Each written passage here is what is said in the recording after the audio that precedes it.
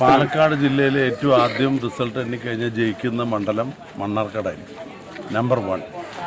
കഴിഞ്ഞ തെരഞ്ഞെടുപ്പിനേക്കാളും ഒരു 3 ഇരട്ടി സീറ്റ് UDF ഇത്തവണ പാലക്കാട് ജില്ലയിൽ ജയിക്കും. മണ്ണാർക്കാട് നിയോജക മണ്ഡലത്തിൽ മികച്ച ഭൂരിപക്ഷത്തോടെ ഷംസുദ്ദീൻ വിജയിക്കും. വെറുതെ പറയുന്നതല്ല, ഇതാണ് സത്യം. പാലക്കാട് ജില്ലയിൽ 3 ഇരട്ടി ഭൂരിപക്ഷത്തോടെ UDF വിജയിക്കും. ഇപ്പോഴത്തെ രാഷ്ട്രീയ സാഹചര്യം UDFന് അനുകൂലമാണെന്നും കഴിഞ്ഞ 10 വർഷത്തെ LDF ഭരണത്തിൽ വോട്ടർമാർ അസംതൃപ്തരാണെന്നും MP VK ശ്രീകണ്ഠൻ.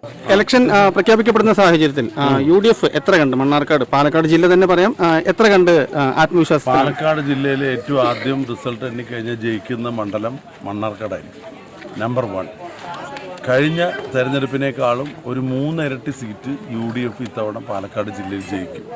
വെറുതെ പറയല്ല, ഇന്നത്തെ രാഷ്ട്രീയ സാഹചര്യവും ഈ ഗവൺമെന്റിനെതിരായിട്ടുള്ള ജനരോഷവും പ്രതിഫലിക്കാൻ പോകുന്ന ഒരു തെരഞ്ഞെടുപ്പാണ് ഈ നിയമസഭാ തെരഞ്ഞെടുപ്പ്. അതുകൊണ്ട് പല കോട്ടകളും പൊളിയും. UDF അതിശക്തമായി മുന്നേറുന്ന ഒരു തെരഞ്ഞെടുപ്പായിട്ട് ഈ നിയമസഭാ തെരഞ്ഞെടുപ്പ് പാലക്കാട് ജില്ലയിൽ മാറും. UDFക്ക് കുറച്ചുകൂടി ശക്തി പകർന്നുകൊണ്ട് PK ശശിയുടെ ഒരു അത് കാത്തിരുന്നത് UDF നേതാക്കൾ കാത്തിരുന്നത് അദ്ദേഹം പാർട്ടിയിൽ നിന്ന് രാജിവെക്കണം എന്നുള്ള ഒരു അവസ്ഥയിലായിരുന്നു. ഇപ്പോൾ ഭാഗ്യവശാൽ UDFന്റെ ഭാഗ്യവശാൽ ഒരുപക്ഷെ പാർട്ടിയിൽ നിന്ന് അദ്ദേഹത്തെ പുറത്താക്കിയിരിക്കുകയാണ്. അപ്പോൾ PK ശശി അദ്ദേഹത്തിന്റെ സ്വന്തം നേതൃത്വത്തിൽ ഒരു ഡെമോക്രാറ്റിക് മാർക്സിസ്റ്റ് ഫെഡറേഷന് രൂപം നൽകുകയാണ്.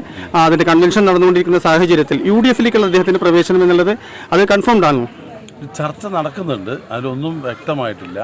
അങ്ങനെ മാർക്സിസ്റ്റ് പാർട്ടിയിൽ നിന്ന് PK ശശി മാത്രമല്ല, അടുത്ത ദിവസങ്ങളിൽ വേറെ പല പ്രമുഖരും ആ പാർട്ടി വിടാൻ തയ്യാറായിട്ട് നിൽക്കുകയാണ്. അവരെല്ലാം ഏകോപിപ്പിച്ചുകൊണ്ട് ഒരു രാഷ്ട്രീയ മുന്നേറ്റം UDF നടത്തും. അവരുടെ നിലപാട് കൂടെ വ്യക്തമാക്കിയതിന് ശേഷം ഞങ്ങളുടെ നേതൃത്വം അവരുമായിട്ട് ബന്ധപ്പെട്ട് ആലോചിച്ച് തീരുമാനിക്കും. നിലവിൽ മനസ്സിലാക്കാൻ കഴിയുന്നത് ഒറ്റപ്പാലം സീറ്റ് PK ശശിക്ക് റിസർവ്ഡ് ആണെന്നുള്ളതാണ്. അതിനെക്കുറിച്ച് എന്തെങ്കിലും? അത് നിങ്ങൾ റിസർവ് ചെയ്തിരിക്കുകയാണ്, UDF റിസർവ് ചെയ്തിട്ടില്ല. തീർച്ചയായിട്ടും അത്തരത്തിലുണ്ടെങ്കിൽ UDF ചർച്ച ചെയ്യും. അങ്ങനെ ഒരു ആലോചന നടക്കുന്നുണ്ട്. PK ശശി മാത്രമല്ല, CPMലെ പല നേതാക്കളും താമസിയാതെ UDFന്റെ ഭാഗമാകുമെന്നും ശ്രീകണ്ഠൻ. ഇത്തവണ LDFന്റെ പല കോട്ടകളും തകർന്നടിയുമെന്നും പാലക്കാടിന്റെ ശ്രീ വ്യക്തമാക്കി.